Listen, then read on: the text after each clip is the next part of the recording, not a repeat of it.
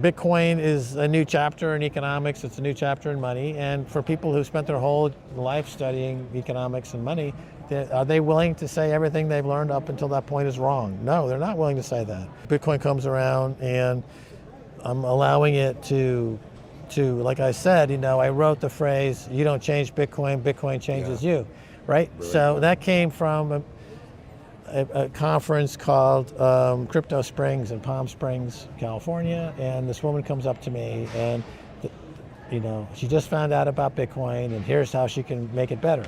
The Bitcoin singularity, when we join with Satoshi, and the whole concept of money is redefined in our global unconscious minds, and violence is demonetized, absolutely. Centralized systems, long dominant in finance and governance, are on the brink of collapse as Bitcoin's decentralized revolution gains unstoppable momentum. With its finite supply and incorruptible nature, Bitcoin represents a paradigm shift. As adoption grows, Max Keiser predicts a seismic explosion like a sledgehammer that will shatter the very foundations of centralized control. In an interview with Brandon Gentile, Max Keiser draws parallels between Bitcoin's network effect and historical technological moments, like the rise of the internet and the exponential growth seen with innovations like Netscape in the 90s. Max implies that as more people adopt Bitcoin and its network grows exponentially, it will lead to a Bitcoin singularity, a point where the current economic and social systems collapse and a new order emerges based on decentralized, incorruptible value systems. In this singularity, individuals are seen as regaining their authentic selves, no longer manipulated by fiat currencies, institutions, or the centralized control of wealth. With Bitcoin, Max envisions a world where individuals reclaim autonomy, self-worth, and authenticity, guided by a system that values fairness and transparency. Watch clips from the interview for further insights into Max Keiser's conversation with Brandon Gentile. Please like this video, subscribe to the channel, and turn on post notifications for more content. Enjoy the video. Ideologies are very limiting. In economics, we've had only a few schools of economics, Keynesian, Austrian, socialism, capitalism, right? So really, Bitcoin is a new chapter in economics. It's a new chapter in money. And for people who spent their whole life studying economics and money, are they willing to say everything they've learned up until that point is wrong? No, they're not willing to say that. Very few, Yes. Maybe two or three, For me, because I've been reluctant to get too monolithic in what I do and stick with something for too long and become too rigid in my thinking. Bitcoin comes around and I'm allowing it to like I said, I wrote the phrase, you don't change Bitcoin, Bitcoin changes you, right? So that came from a conference called Crypto Springs in Palm Springs, California, and this woman comes up to me and she just found out about Bitcoin and here's how she can make it better. And like I've heard this now from many people over years. I'm like, look, you don't change Bitcoin. Bitcoin changes you, right? And it's just like, that's it, that. And I only mention that because a lot of people use that phrase and I get no accreditation. Like so much of the intellectual property in this industry, I never get credit for. Michael Saylor, half the shit he says, I said first, okay? The other half is from Trace Mayer, okay? And I stole Trace Mayer shit, okay? So it's Trace Mayer, Max, and then Michael Saylor. But, he doesn't give accreditation? No, I don't know what's up with that. But anyway, it's all good because we're on the same pilgrimage to the Bitcoin singularity when we join with Satoshi, and the whole concept of money is redefined in our global unconscious minds, and violence is demonetized, absolutely. And then what's left when you remove violence is love. Well, the key word there is exponential, right? The network effect and the doubling effect that happens every year or every however many months, like Moore's law or something, Bitcoin's doubling effect, the network effect. And we saw with the internet. So the internet in the 90s was bouncing around, and we got to like 300 million users. And then around 1997, I believe, Netscape went public. And that was the moment that suddenly went up to 2 billion users. Okay, and with the network effect doubled, and doubled again. So you went 300 million, 600 million, 1.2 billion. Boom, boom, boom. 4 billion, 5 billion. So that's I think we're at that Netscape moment in 2024. Feels like that. So I think a year from now, we're going to have triple the users. We'll have Bitcoin at 300, 400,000 a coin.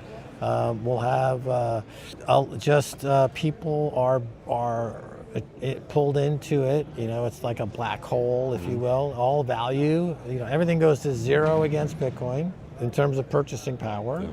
So that means not only fiat money, but stocks, bonds, commercial real estate, fine art, gold. Gold gets demonetized. I mean, Yes. Trump did mention gold. Max hints at the transformative nature of Bitcoin, not just as a technological innovation, but as a paradigm shift in economics and money. Bitcoin challenges traditional views on currency, decentralization, and the role of government in finance. For those who have spent their lives studying classical economics, embracing Bitcoin would require them to reconsider much of what they've learned, a tough pill to swallow for many entrenched in established systems. By not becoming rigid in their thinking, they allow Bitcoin to reshape their understanding of money and economics. Max's phrase, "You don't change Bitcoin, Bitcoin changes you," emphasizes Bitcoin's ability to fundamentally alter not just how we think about financial systems, but also how individuals evolve in response to it. It suggests that those who embrace Bitcoin transform their mindset, potentially opening themselves to a future that defies the economic norms of the past. And I've seen a lot of things come and go, and I've experienced many things in the Bitcoin world, and I really see it overlapping the alcoholics, my journey in recovery in Alcoholics Anonymous as well. So again, getting back to authenticity, sobriety allowed me to be more of my authentic self. Bitcoin does the same thing. I feel alive, and I can always feel more alive. I'm talking to you, I'm talking to people out here. I like meeting people and hearing what they're up to, because that energizes me, because nothing's more interesting than other human beings. That's my answer. The thing about talking about finance and banks is that there's no risk. I mean, you can say Jamie Dimon's a cunt, and Jamie Dimon won't care, because they can always print more money, right? So, I mean, when you attack the banks and you attack the central banks, they do not care. But when I said on Al Jazeera that I declared a fatwa on Al Jazeera against Hank Paulson during the 2008 crisis, and said that his head should bounce down the Capitol stairs in Washington, D.C., right? I said I was trying to trigger Salman Rushdie on a U.S. official on Al Jazeera English. I mean, that was probably one of the dicier moments in my broadcasting career. And the response was from Al Jazeera. They invited me back the next week, and they said, "We'll have you back to talk about stuff. Please don't issue any fatwas." That was their request. But when you're talking about the finance world, literally, they don't care. The times that I have veered into other areas in energy and defense or military spending.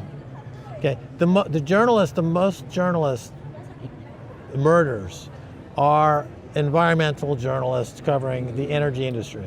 Every year, many get murdered, and if I don't cover that area for that reason, it's too dangerous.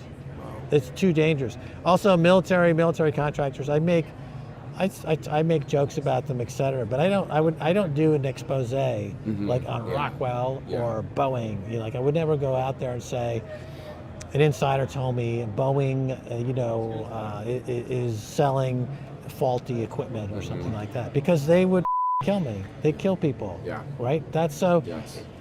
So it sounds like, I'm saying stuff that is, could potentially be trouble. But, if it's in finance, nobody cares, is what I'm saying. I never felt ever at risk saying anything about people in the finance business. But in the oil or energy sector or the defense military contracting sector, it's definitely another story. Look at Julian Assange. Yeah. Okay? He posts video of the U.S. industrial complex killing people from a helicopter, and he just went through this harsh ordeal, and he now is free, thank goodness. But that's not for me. So I mean, I have my guardrails that I wouldn't. On the finance side and on the Bitcoin side, I bring enough interest to it, and I think that's the solution for it. I think that's the answer to it. I think everyone benefits from it. So I'm happy to stay there, but it's not like I think I'm Teflon and that nothing can hurt me. That's why I stay away from areas that I know would be dangerous for me. Meanwhile, pseudonymous trader Horn Hares believes Bitcoin is approaching its grand finale, marking a pivotal moment in the cryptocurrency's journey. With 650 days since the bear market lows and several months after April's halving event, the summer doldrums appear to be ending. Notably, this is the first cycle where Bitcoin hit new all-time highs before a halving, a sign of unprecedented strength. Currently, Bitcoin is trading at $56,362, with legendary trader Peter Brandt forecasting a potential surge to $150,000 by late 2025. Market sentiment is improving, with Bitcoin's rise to $58,000, boosting confidence among retail investors. However, smaller wallets holding less than 1 Bitcoin now account for the highest ratio of supply in 7 months. For Bitcoin to reclaim its previous highs, whales with more than 100 Bitcoin must accumulate aggressively. Meanwhile, Bitcoin ETFs are experiencing renewed momentum, with $117 million in inflows on Tuesday, signaling institutional interest. Bulls are regaining control, despite Bitcoin's historical underperformance in September. Max Keiser's bold predictions align with this growing momentum. He views Bitcoin as the sledgehammer destined to crush centralized systems, driven by its unstoppable network effect. As the old financial order crumbles, Keiser envisions Bitcoin as the singular force propelling us into a decentralized future where true value and autonomy reign supreme. As we come to a close, what are your thoughts on Bitcoin's adoption in the near future? Do you predict widespread global usage as well? Or do you have other thoughts? Please share your thoughts in the comments below, share this video, and hit your thumbs on the like button. Thanks for watching, and don't forget to subscribe.